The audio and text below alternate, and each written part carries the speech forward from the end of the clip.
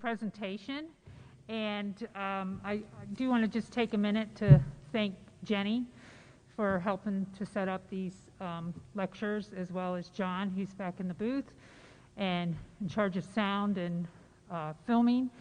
And then I have some active participants that are going to be included in today, and I want to thank them and welcome them for their help. And then I have a person, Judy Carbone. I don't know how many of you know about Judy, but she's going to be part of the presentation today. And I'll talk a little bit more about her in a second when I introduce her specifically to speak. So I just, again, thank you for coming out, and we're going to go ahead and get this party started.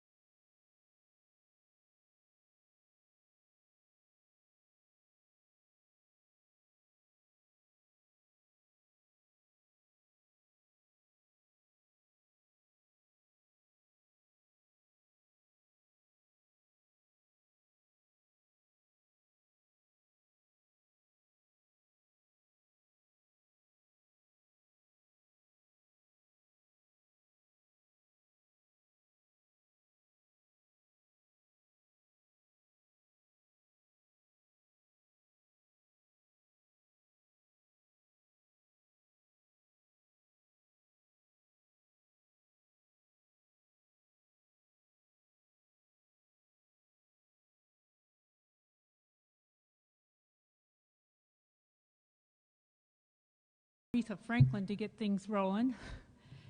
So I have a couple of slides here. I just want to point out some of the information that's on the slides. And in 1917, the women's suffragists were actually the first U.S. political prisoners that we had in our country. 500 suffragists were arrested, 218 were jailed for up to 7 months for obstructing traffic on a sidewalk, and actually imprisoned for their political beliefs.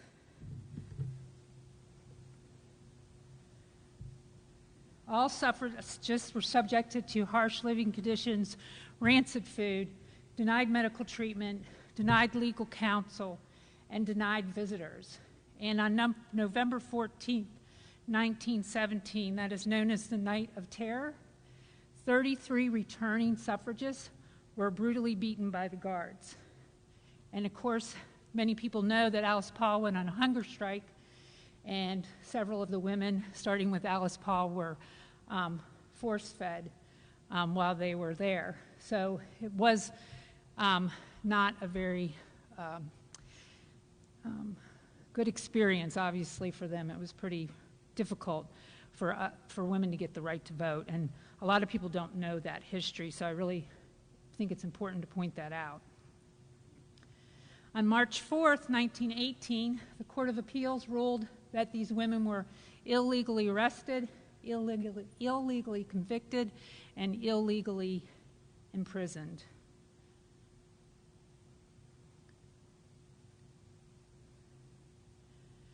Now, one thing that it's important to acknowledge, obviously, is the work of Susan B. Anthony. Whoops. Oh, no, this is on a shoot. So I'll come back to that. Harriet Tubman, famous quote, "If you're tired, keep going. If you're scared, keep going. If you're hungry, keep going. If you want to taste freedom, keep going."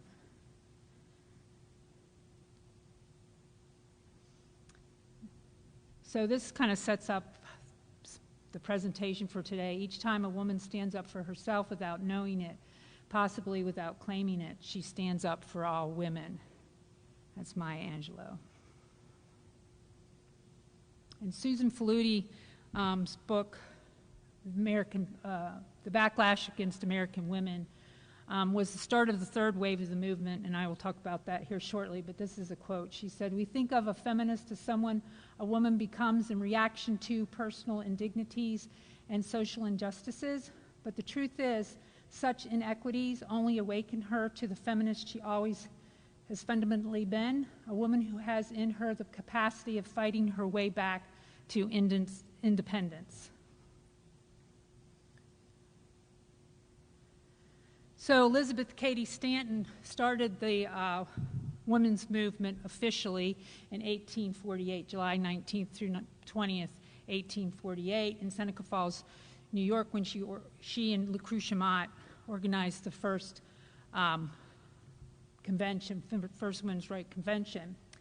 And that was held at the Westland Methodist Chapel, and it was attended by 300 women and men. And she read what was called the Declaration of Sentiments. She rewrote the Declaration of Independence, and she read it at this convention. And so what I have done is asked Judy Carbone to come up here and read the Declaration of Sentiments for you. And just let me tell you about Judy. She's the president of AAUW Garrett Branch Chapter. She's the vice chair of the Garrett County Democratic Central Committee. She's a current candidate for County Commissioner, District 1, and she's a lifelong feminist. Oh, shoot, why did that do that? Okay. Thank you, Terry.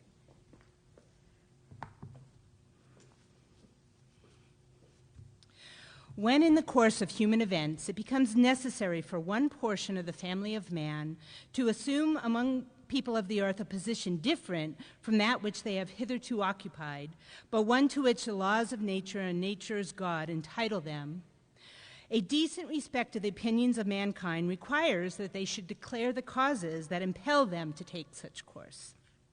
We hold these truths to be self-evident, that all men and women are created equal, that they are endowed by their Creator with certain inalienable rights, that among these are life, liberty, and the pursuit of happiness, that to secure these rights, governments are instituted, deriving their powers from the consent of the governed.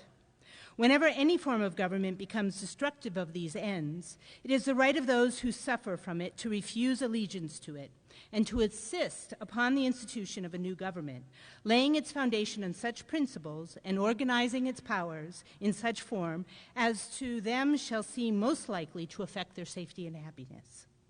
Prudence, indeed, will dictate that governments long established should not be changed for light and transient causes, and accordingly, all experience hath shown that mankind are more disposed to suffer, while evils are sufferable, than to right themselves by abolishing the forms to which they are accustomed. But when a long train of abuses and usurpations, pursuing invariably the same object, evinces a design to reduce them under absolute despotism, it is their duty to throw off such government and to provide new guards for their future security. Such has been the patient sufferance of women under this government, and such is now the necessity which constrains them to demand the equal station to which they are entitled. This history of mankind is a history of repeated injuries and usurpations on the part of man towards woman, having in direct object the establishment of an absolute tyranny over her. To prove this, let facts be submitted in a candid world. He has never permitted her to exercise her inalienable right to the elective franchise. He has compelled her to submit to laws in the formation of which she had no voice. He has withheld from her rights which are given to the most ignorant and degraded men, both native and foreigners. Having deprived her of this first right as a citizen, the elective franchise, thereby leaving her without representation in the halls of legislation, he has oppressed her on all sides. He has made her, if married, in the eye of the law, civilly dead. He has taken from her all right and property, even to the wages she earns.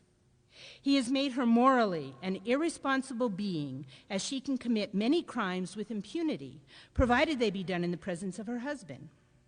In the covenant of marriage, she is compelled to promise obedience to her husband, he becoming, to all intents and purposes, her master, the law giving him power to deprive her of her liberty and to administer chastisement. He has so framed the laws of divorce as to what shall be the proper cause of divorce, in case of separation, to whom the guardianship of the children shall be given, as to be wholly regardless of the happiness of the woman. The law in all cases going upon a false supposition of the supremacy of man and giving all power into his hands. After depriving her of all rights as a married woman, if single, and the owner of property, he has taxed her to support a government which recognizes her only when her property can be made profitable to it. He has monopolized nearly all profitable employments, and from those she is permitted to follow, she receives but scanty remuneration. He closes against her all the avenues to wealth and distinction, which he considers most honorable to himself.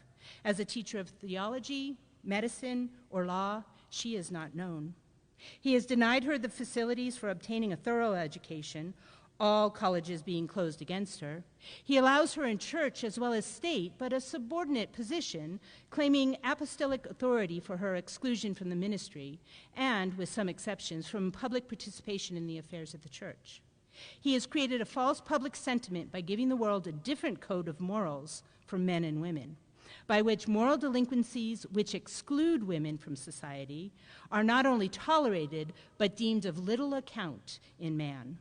He has usurped the prerogative of Jehovah himself, claiming it as his right to assign for her a sphere of action, one that belongs to her conscience and her gods alone.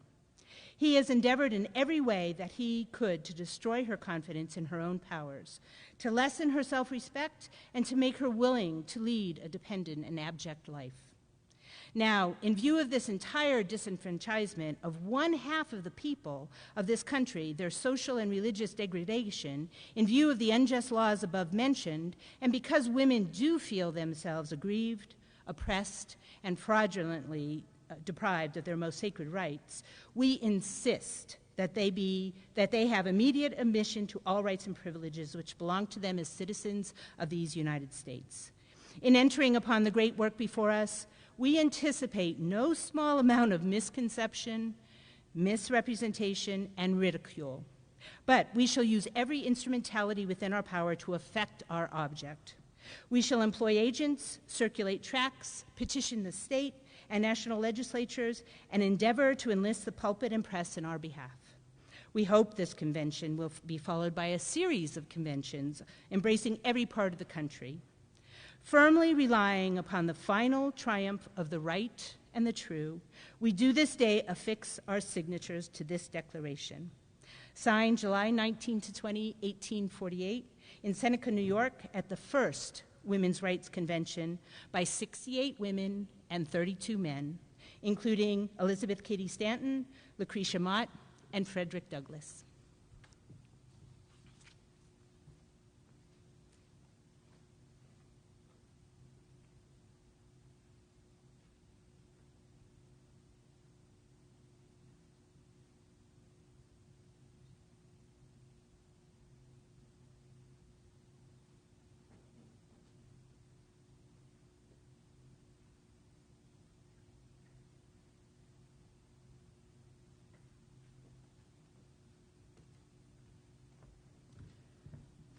Thank you, Judy. So what I'm going to do is basically provide a lecture on the history of sexism and the women's movement. But to begin, we have to go back and look at the structure of early societies. Early societies were egalitarian societies, and they basically were societies that the primary bond was between mothers and children, and men lived with the women's kinfolk. There was an incredible reverence for women during this time period because essentially men did not understand their role in procreation, so they were in awe of women bringing children into the world. And so women had a very powerful social role. These were not matriarchal societies, which means to be ruled by mothers. There's no evidence of having matriarchal societies at all, but it was a time of harmonious living. These were what we call matricentric societies. And matricentric societies basically are societies where women took the most responsibility for the group's well-being and had a major voice in group decisions because they basically were responsible for getting 80% of the food. They prepped the food. Obviously, they cared for the young. They built shelters. They hunted. They fished. They made objects for trade. And so they were well respected because of their contributions to the communities. Once men realized their role in procreation, we start to see societies change.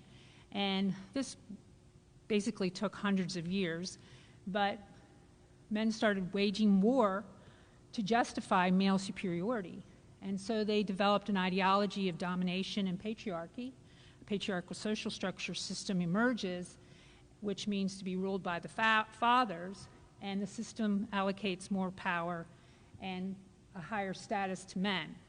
So this then spreads. It's an ideology that spreads like religion, and basically the wars prove, you prove your divinity by war, which is what the divine right of kings means. And so the first rulers of states were actually priest warriors. So we see that women are overpowered, they're removed from their families, they isolate women from one another. Government and religion work together to perpetuate lies about gender, sex, and power, and to justify slavery. And for all intents and purposes, women were the first slaves. They were spoils of war. We also see that we go from goddess worshiping to God worshiping. Now, there's a book out there called The Alphabet versus the Goddess, and I just like to mention this. It's written by Leonard Shalane, and he was a neurosurgeon, and this is why this is significant in that his research was centering on wanting to understand the difference between left brain and right brain and why we became left brain dominant. And in his research, which he did for over 10 years, he basically discovered that when he looked at different societies, that once the alphabet was introduced in each society, it didn't matter what culture or what religion, that's when you really start to see a major shift in the patriarchal social structure. So what he discovered in his research was that Hebrew was the first written language. And this written language emerges as a way to spread that ideology about a higher power. So we start to see a conflict between the image of the goddess and the Word of God. And the patriarchy develops and is maintained because only men were allowed to learn the written language, of course, what we know as scribes. And so what we see is this transition because of religion, and religion really being a major factor in defining women's roles in society. Now, this happens in all cultures, but I like this quote by Hillary Clinton: "Why extremists always focus on women remains a mystery to me." Oh, darn it. Sorry. The transition's on. Anyway, what ends up happening here is that there's their interpretation of a spiritual text from a patriarchal perspective. Oh, shoot. Sorry, I'm not good at this. So we see a male personification of a higher power, higher status for men, and we see that this basically perpetuates misogynist beliefs, which misogyny means to have a hatred or abuse or annihilation of women. And women are identified as the weaker sex. They're more vulnerable to temptation. They're actually demonic. And in the Judeo-Christian Bible, there's actually approximately 250 references in the Bible advocating misogyny and violence against women. So here is an early sermon by an Orthodox Christian. "Do you know that every one of you is an Eve? The sentence of God on your sex lives on in this age. Women are the gate by which the demon enters. Weak women, it is on your account that Jesus died." And then some Protestant leaders, these are some ideas or things that happened under their leadership. Martin Luther: "Take women from their housewifery, they are good for nothing. If women get tired and die of childbearing, there's no harm in that. Let them die as long as they bear children, they are good for that." John Calvin, also a Protestant leader, tried to develop what he called the ideal city of God in 1541, and every woman and child was actually killed in 2 towns, and both mother and child were drowned if the child was illegitimate. So these are early leaders in the Judeo-Christian religion. We get a little bit later, and we have what's called the Malleus Maleficarum, which actually means the hammer of the witches. And that was a document that was commissioned by the church for eradicating witches. And this led to the torture and annihilation of more than 1 million women in Europe. Some estimates go as high as 9 million. Basically, there was this 300-year reign of terror, and the hammer's authors, 2 Christian men, basically said all witchcraft comes from carnal lust. Witch in women is insatiable and leads to consorting with devils. So we have the witch craze, and those that are arrested are widows and spinsters, sexually attractive women, your healers, your midwives. They were inspected and tortured by Christian men, including being stripped and roughly fondled, having their genitalia and breasts inspected for moles, warts, skin tags, hemorrhoids, or slight vaginal deformities. Then these areas, this is really significant, were pricked with a pin, or maybe not even really pricked, and if the woman did not cry out in pain, she was considered a witch. And then they mutilated and burned her sexual organs, which then was used to extract confessions, and of course she would name her accomplices because she was being tortured, which was her friends. So, and then, of course, most of you know, finally, that these women were burned alive. Sometimes their children were tortured and burned alive as well. So it was a terrible time period for women. Leonard Shalane says the torture that these women were subjected to during the witch craze was more extreme than any reported torturing done to men as prisoners of war. Prisoners of war at least had the hope of being rescued. In contrast, women were without advocates because the white knights of society, the pastor, the king, the magistrate, and her husband were her tormentors. Furthermore, it was dangerous for women to befriend other women because friendship between women could eventually lead to their demise. So I don't want to leave us on a negative note about religion. I certainly think that people's faith, I'm not questioning people's faith, but I think it's important to understand that there is a history there, and it's in all religions. It's not just the Judeo-Christian. I speak to that because it is, basically what people in our country are very familiar with. But on a positive note, and I think that a lot of people don't know this, that if you look at all religious belief systems, they have a reference in their spiritual text to a feminine face of God or a higher power, however you conceptualize that.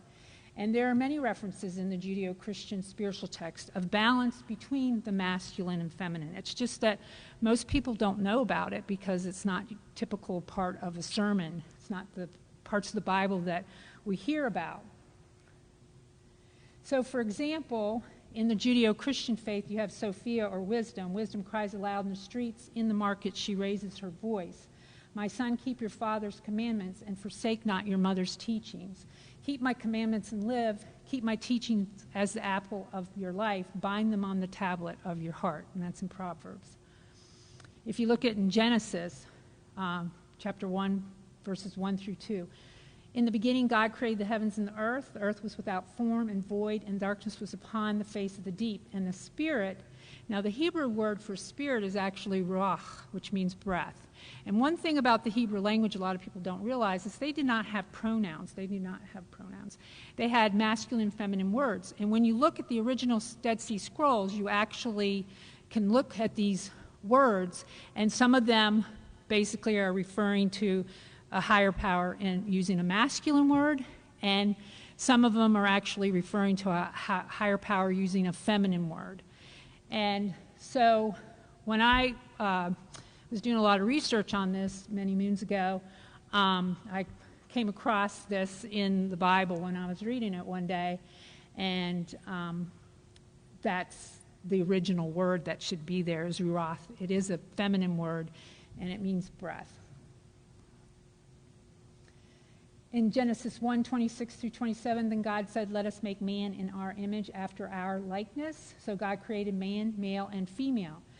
Jeremiah 31:22, which is actually the book of prophecy, there's this verse in there. How long will you waver, O faithless daughter? For the Lord has created a new thing on earth. A woman protects a man. Proverbs talks about the good wife, characterized as having strength, dignity, wisdom, kindness, is to be of service, called blessed, and praised for her work. Holy Spirit, again, these are actually the original Hebrew terms for Holy Spirit. They are both feminine. Shachan means to reside, and Ruach means breath. And so the Holy Spirit, these are feminine words in Hebrew, but again, we're not taught that. Judaism has Shekinah, which is the glory of God. Taoism has Kuan Yin, the great mother spirit of life, who responded to the cry of all people. Native American tradition, of course, has Mother Earth. But every single religion, including the Islamic faith, has this balance between masculine and feminine if you actually go to the original text. And that's really important to understand that, because it's all part of the same thing here. In the Islamic faith, Muhammad was actually illiterate, and it was actually his wife that wrote the Quran. And a lot of people don't know that. And so a lot of things get taken out of context because of a patriarchal interpretation of the original source or inspirational text, spiritual text that's out there. So I like to put that out there because, my goal is not to bash religion. People have faith, and I'm not questioning people's faith, but I do like to point that out. So part of the reason I wanted to go over that is because it is, what's behind the women's movement. Women had to fight for their independence. They had to start working towards trying to change things and get the natural order of things, as it was originally in egalitarian societies, but also even in these spiritual religious ideology, you see this run through all these different religions.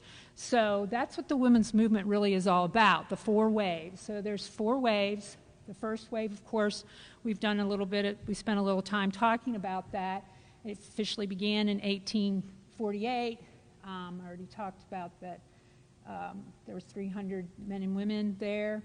And, of course, Judy did a wonderful job reading the Declaration of Sentiments, which was signed by 100 people. So the primary focus of the first wave was women's suffrage, or women's right to vote. And that subsides when the 19th Amendment is passed and ratified by 36 of the 48 states on August 26, 1920, which is now what we call Women's Equality Day. The second wave of the movement actually begins in 1963 when Betty Friedan's book, The Feminine Mystique, comes out. That's like what we mark it by. It's not to say that women weren't continuing to work on things. They certainly were.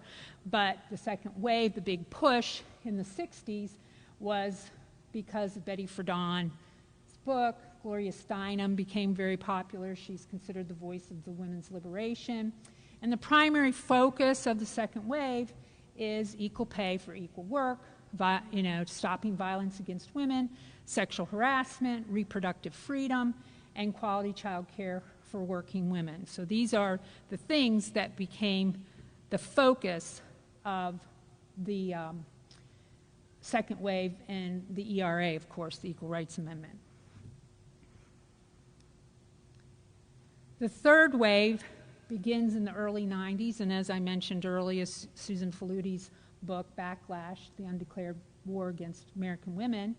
And the primary focus of the third wave was looking at the objectification of women in the media, degradation of a woman's body, dominance of a patriarchal social structure.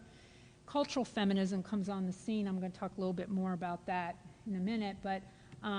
And really, cultural feminists were all about equally valuing feminine human qualities. This is a very important transition because, we hear women say, when you ask them what they do, they'll say things like, I'm just a housewife, or I'm just a mother, as if that's not important. And of course that's an extremely important, valuable contribution to society, but somehow we've minimized that, the nurturing, caretaking facets of being a human being. So cultural feminists kind of try to elevate that we need to create a balance between the masculine and the feminine, and to equally value what we consider feminine human qualities. Because all of us have the need to work and be assertive and have some type of power. Of course, that's kind of the masculine side of things, but all of us also need to have, to love and be loved. So, to deny that to everyone, men and women, has been a disservice to the world. So cultural feminists are really focused on that.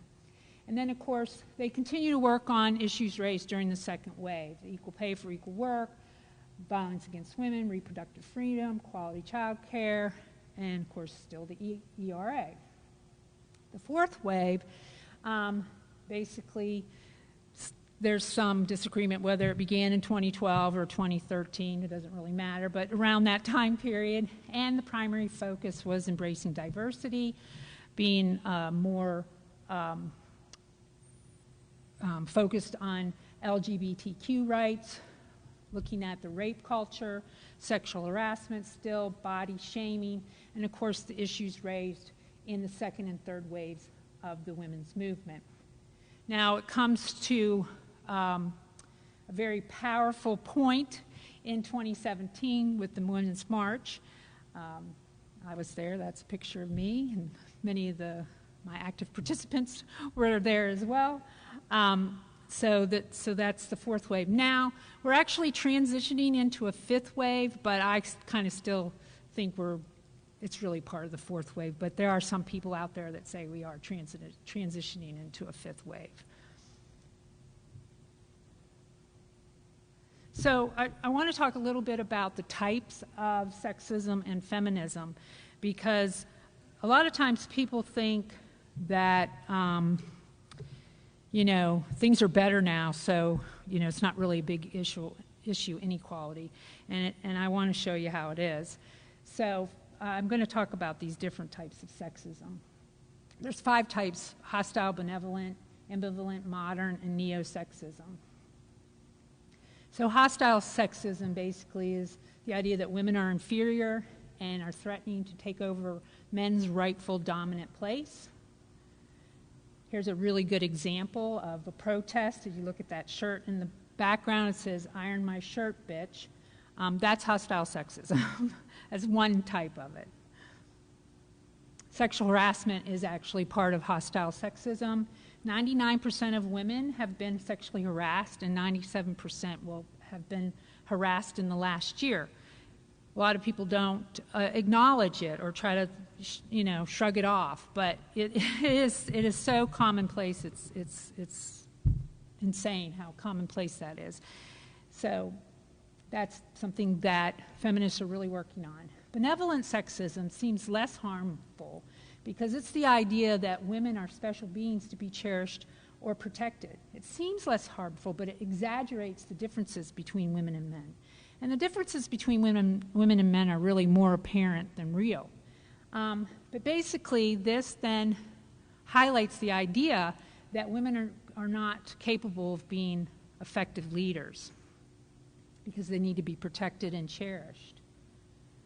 Ambivalent sexism is where you endorse both types of sexism, polarized images of women. They're to be adored as long as they serve men's needs and stay in place. Neo-sexism is where there's a conflict between egalitarian values and the residual negative feelings about women. And then modern sexism, which is the one I'm going to spend a little bit more time on, is that the idea that equality has more or less been achieved and there's no need for social policies because whatever inequalities remain are not due to discrimination. So here's something to think about. Women are half the world's population, working 2/3 of the world's working hours, receiving 10% of the world's income, owning less than 1% of the world's property. So on June 10th, 1963, President John Kennedy signed the Equal Pay Act. And as you can see, in 1963, it was 58 cents. In 2008, it's 77 cents. From 63 to 81, it only goes up to 59 cents. We get to 80 cents in 2004, and then we go backwards. And that's from the Bureau of Labor Statistics. On January 29th, 2009, President Barack Obama signed the Lilly Ledbetter Fair Pay Act. And so now, in 2018, we get up to 82 cents. And I went digging around to see if it's changed any. Since 2018, it is not. It's still at 82 cents. And so there's that little progress. Now, if you look at different ethnic groups, you can see it's even worse. So white women, it's averaging around 79 cents on the dollar. Black women, it's 62 cents. Hispanic, 54 cents. Asian women, 90 cents. And American Indian and Alaskan Natives, 57 cents. So what does that look like? That's what that looks like right there in terms of these this gender pay gap. So over a lifetime, it's important to think about that. For Asian women, it's $240,000. Black women, it's $941,000. Hispanic women, it's $1,121,000. And white women, it's $527,000 over their lifetime, rough estimate. It's a lot of money. And this, of course, occurs because of what we call the glass ceiling, and we differentiate between horizontal sex segregation and vertical sex segregation. Horizontal being that men and women hold different jobs, and more prestige is given to occupations dominated by men. Vertical is that women tend to cluster at the bottom of the hierarchy in these. So most people know about the glass ceiling. A lot of people do not know about the glass escalator. So this is another reason. So even in traditional female jobs like nursing and elementary education, women earn about 82% of what men earn. So we have that phenomenon going on as well. In terms of politics or political representation, here you see women state legislators. We have 49% men, 51% women in our U.S. population, and our state legislators are 75% men, 25% women, and 5% women of color. Women in Congress, 27% women, 73% men. Senate, 24% women, 76% men. There's 9 women governors.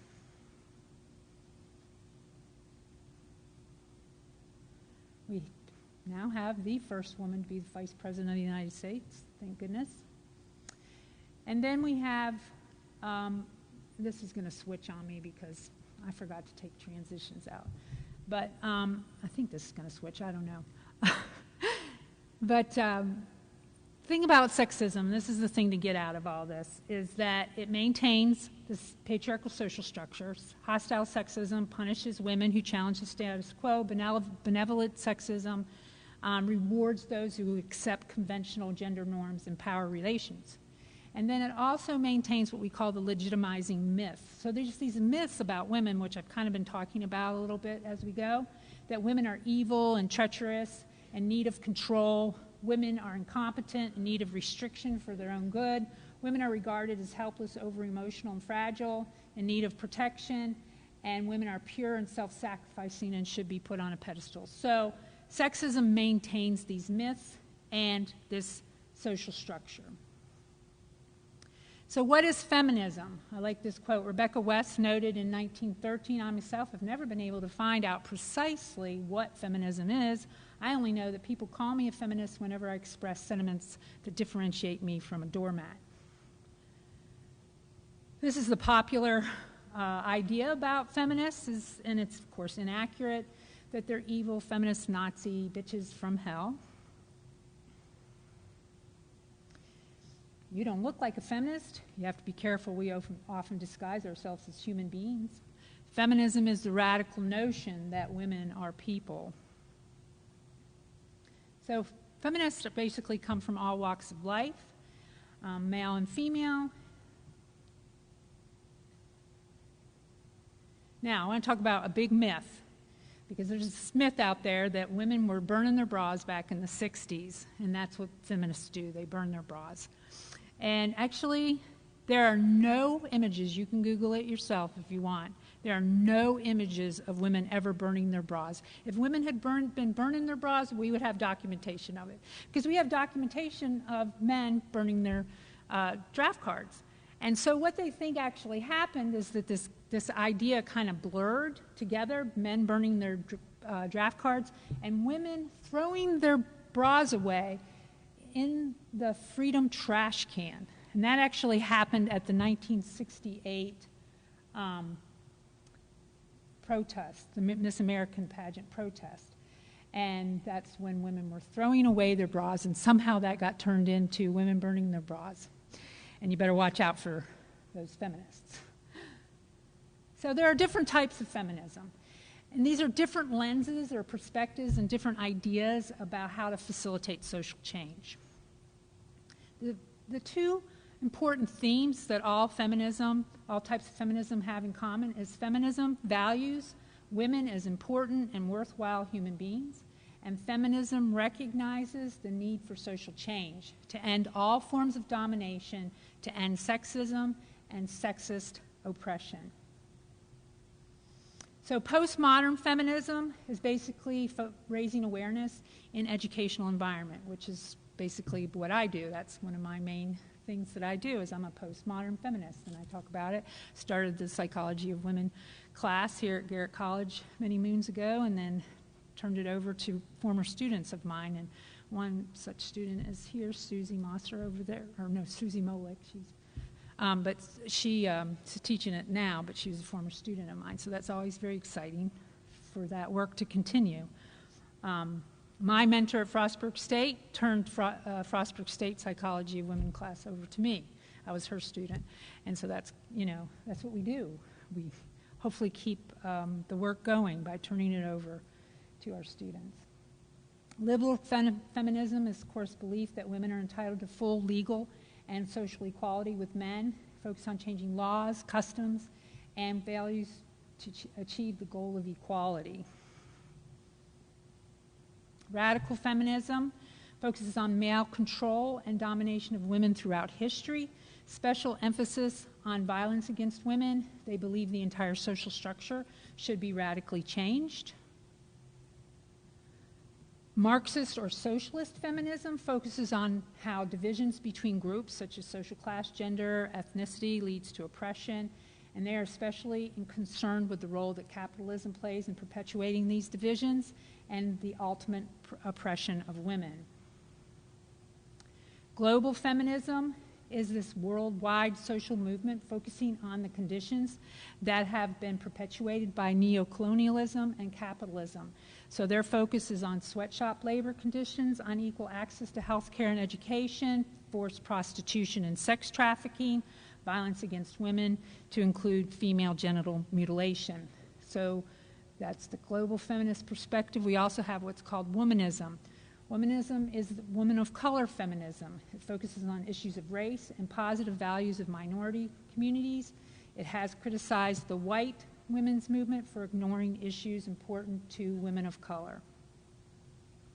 Alice Walker was the one that actually coined the word womanism. Cultural feminism, just want to talk a little bit more about that. Acknowledges the differences between men and women, but focuses on equally valuing the feminine qualities of humanity. And a really good book that I read, Selu, Sinking the Corn Mother's Wisdom, by Mary Lou Awakta, is a wonderful book that really kind of highlights, why it's so important to equally value the feminine qualities of humanity. And she tells this story in there, and I just want to tell you this story because I think it's really a neat little story. So she talks about Selu and Kanati. And so Selu and Kanati is basically the Adam and Eve story of the Native American tradition.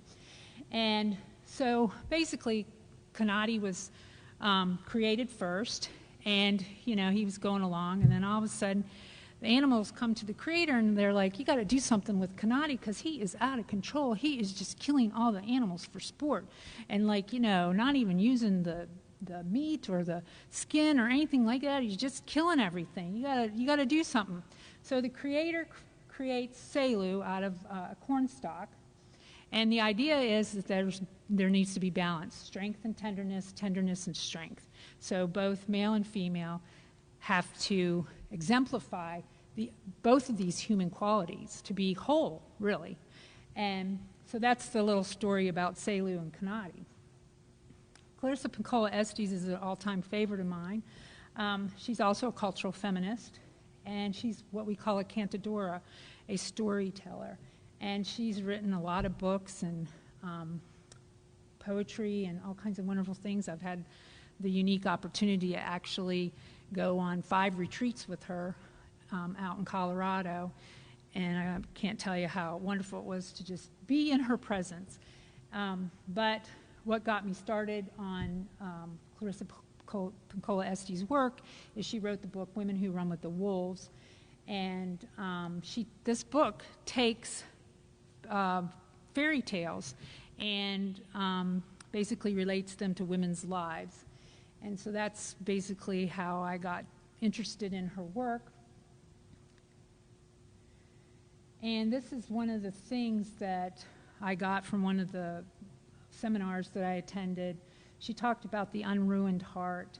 The swords through your heart are not those which caused your wounds, but rather the mighty swords of strength earned by your deep struggles through hard times. So we have the sword of surrender to withstand this time of learning, the sword of veils to pierce hidden meanings of this time, sword of healing to lance one's own agony and bitterness, sword of new life to cut through, cut loose, plant anew, sword of courage to speak up, row on, touch others, the sword of life force to draw from, lean on, purify, and the sword of love, often the heaviest to lift consistently. And she says, a healthy woman is much like a wolf, life-giving, robust, inventive, loyal, and fierce. And so cultural feminists can be summed up by this Native American grandmother. She says, there are forces at work most of us do not want to acknowledge. Only now do we understand enough to be given these things.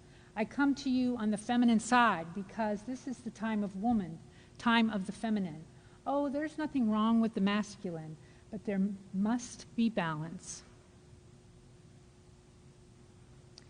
So I like to think about feminists as guardians of the human spirit, and that was a concept introduced by Joan Borzinko, who wrote the Woman's Book of Life.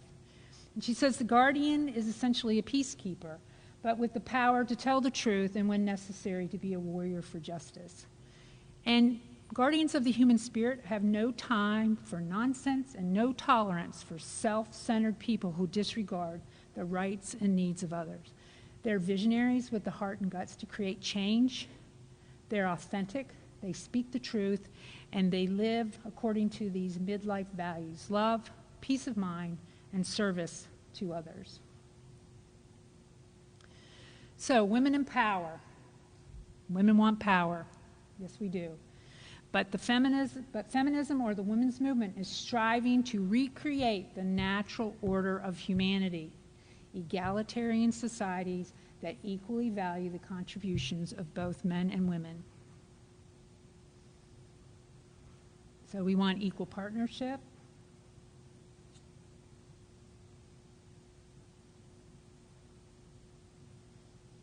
Women want control over their bodies. Women are focused on improving social conditions for families, universal health care, affordable quality child care, and of course pro-child, pro-family, pro-choice. Every mother is a working woman, and we need to support the children that exist. And women want power to shape the world. And in particular, women want to stop the violence against women throughout the world. Now, it's important to note that there have been many men that have supported the women's movement from the get-go, and I just want to share a couple quotes from a few different men along the way. And as Judy mentioned, Frederick Douglass was at the first Women's Rights Convention. Whoops, that shouldn't have done that. He said, in respect to political rights, we hold women to be justly entitled to all we claim for men, all the political rights which it is, I'm sorry, I can't see this very good, which it is expedient for man to, oh, darn it. My transitions are on, I'm sorry. I thought I took them all out, but I missed a few. Anyway, so let me go back to that slide one more time.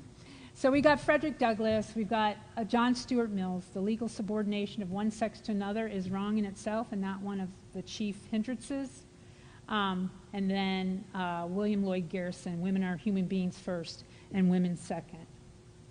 And then, of course, Barack Obama, when women succeed, America succeeds. A lot of people don't know Ryan Gosling's a feminist. Of course, Nelson Mandela was a feminist. And during the second and third waves, Alan Alda was really out there for the ERA.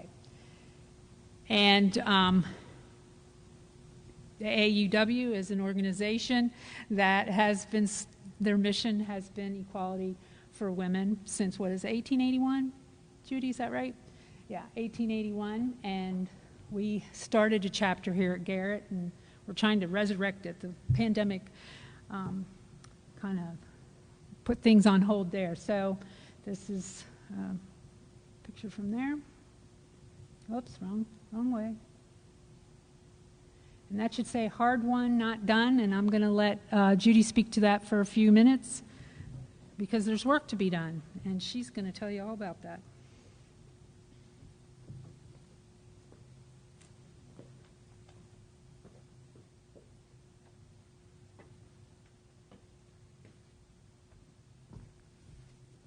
Thank you, Terry, and I was really grateful that Terry included me. AAUW locally is the largest women's equity organization. We've been in Garrett County since 1946, so we do have a history here in Garrett County. And last summer, as some of you may know, we were the lead sponsor on Women's Equality Day, where our main slogan was "Hard won, not done." Because there is still work to do. And I think people do think that we've somehow reached equality. There's nothing left to work for. But I was really struck in Terry's presentation when she talked about that second wave, how the issues that women were fighting for then, reproductive rights, quality child care, I can't remember all 5 of them, but they're still here today. They are exactly violence against women. VAWA, for those of you who may know, went through an arduous process of being reconfirmed again in the Congress, and we're still fighting for those same things. So hard won, not done. I wanted to talk just real briefly about 3 different examples. Terry talked a little bit about the ERA. The ERA has gotten some new additional emphasis now. It's time to pass it. As many of you may know, Virginia was the final state needed in order to ratify it. That happened 2 years ago. The ERA said that it was to be certified by the archivist in 2 years. That should have been January 27th, 2022. And so there is still there's legal work going on in the ERA, but the Equal Rights Amendment is still absolutely needed. Alice Paul, as a matter of fact, she wrote the ERA in 1923 and introduced it to Congress. 1923, 99 years the ERA has been fought for, and it is not the longest amendment by any means. There is one amendment that it took over 200 years to ratify and certify, so there is precedent that it can take about a time. But even Antonin Scalia, the Supreme Court Justice, who is very conservative, says that something along the lines of, while the Constitution does not require discrimination based on gender, it does not prohibit it either. And as many of you know, in terms of some of the issues that are going on right now, laws can change. Supreme Courts can make different decisions. If we don't have that protection in the ERA, our daughters, our granddaughters, our great-granddaughters are going to be continuing the same fight. So it is time. It is way past time for the ERA to be finally put into the Constitution as a way of guaranteeing that there cannot be discrimination on the basis of sex. The 19th Amendment, giving women the right to vote, is the only protected part of the Constitution for women. And so it is, again, a time.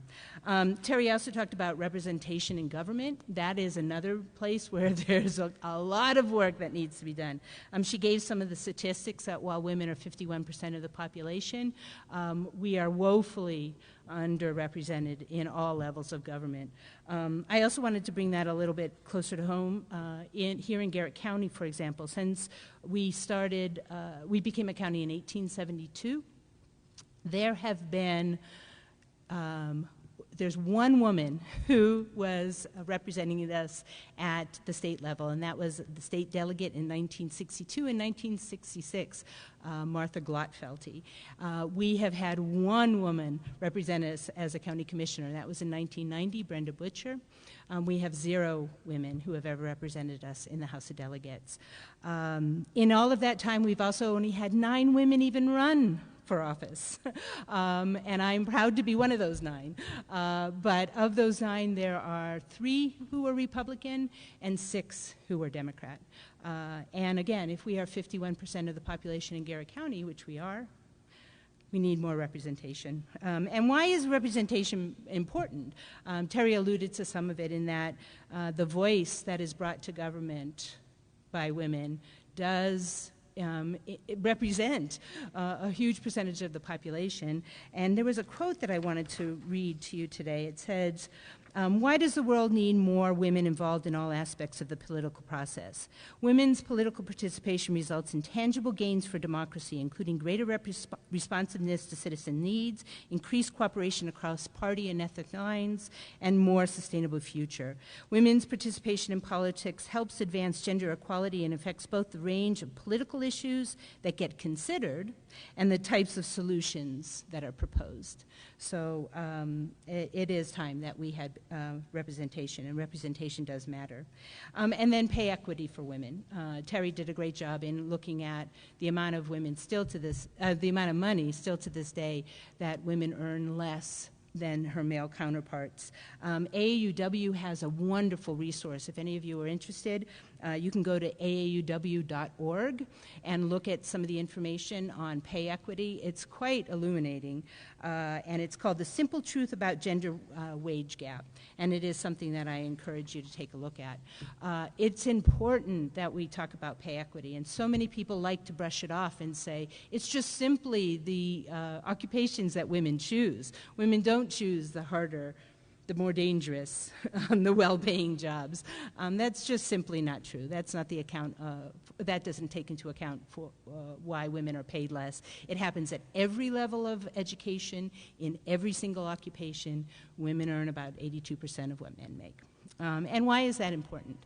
Well, think about it. Right the moment a student steps out of college, for example, she is affected by the pay equity inequities. She will earn less money. She accumulates more financial aid loans. As a matter of fact, women account for 2/3, of the student loan debt. They take out more in debt. They get paid less. They earn more money. They save more money. They retire with less money.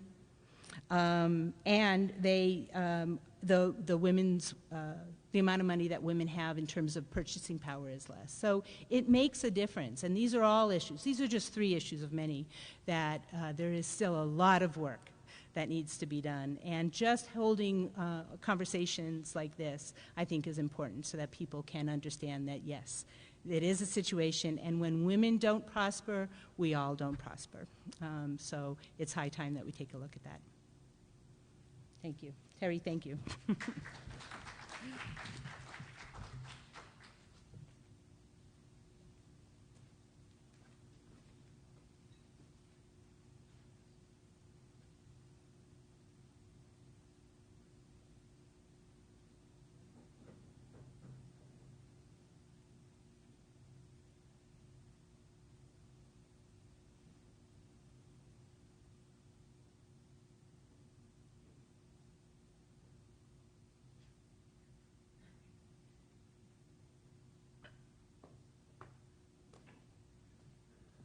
Okay, so the last thing I have for you today is more music and a little bit of a recap of some of the things that presented here today, as well as a celebration of all kinds of amazing women that, because this is Women's History Month and we want to celebrate them, so this will end with music and one more PowerPoint for you. And again, thank you for coming.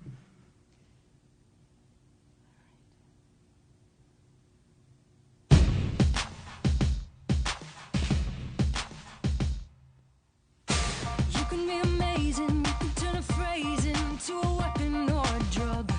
You can be the outcast to be the backlash of somebody's lack of love.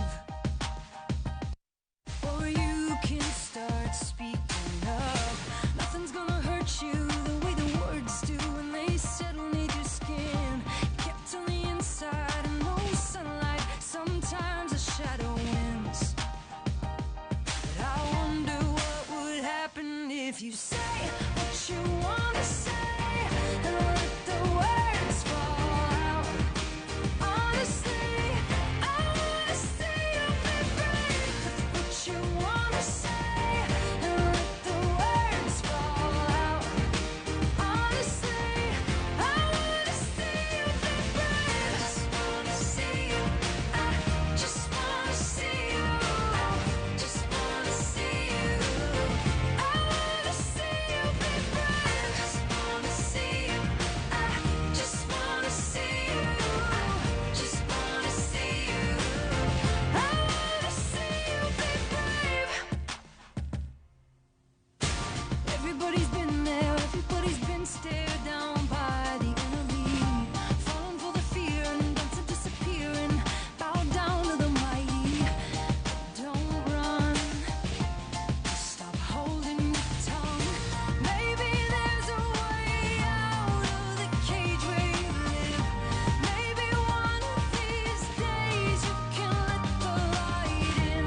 Show me how big your brave is. Say what you wanna say and let the words fall out. Honestly, I wanna see you be brave with what you wanna say and let the words fall out. Honestly, I wanna see you be brave. Ever since your history of silence won't do you any good, did you think it would? Let your words be anything but empty. Why don't you tell them the truth? Say what you wanna say and let the words fall out. Honestly, I wanna see you be brave with what you wanna say and let the words fall out. Honestly, I wanna see you be brave. Just wanna see you. Just wanna see you. Just wanna see you. I wanna see you be brave. Just wanna see you. Just wanna see you. Just wanna see you. See you be brave. Just wanna see you. Just wanna see you. Just wanna see you. I just wanna see you. I just wanna see you. I just wanna see you.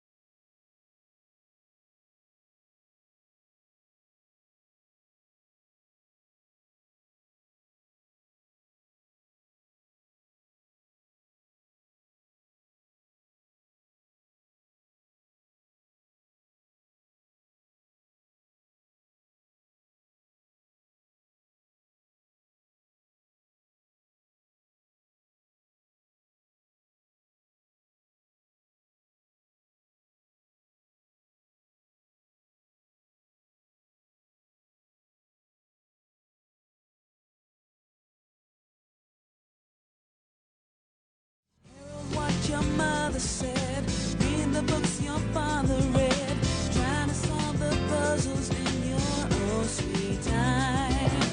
Some may have more cash than you, others take a different view. My, oh my, yeah, yeah. You gotta be bad, you gotta be bold, you gotta be wiser. You gotta be hard, you gotta be tough, you gotta be stronger. You gotta be cool, you gotta be calm, you gotta stay together. All I know, love will save the day.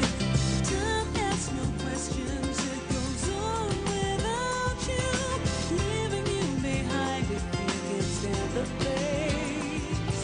The world can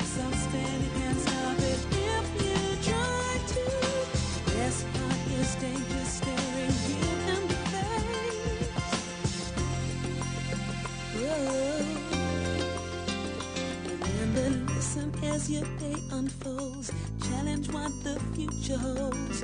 Try to keep your head up to the sky. Lovers, they may cause you tears. Go ahead, release your fears. My, oh.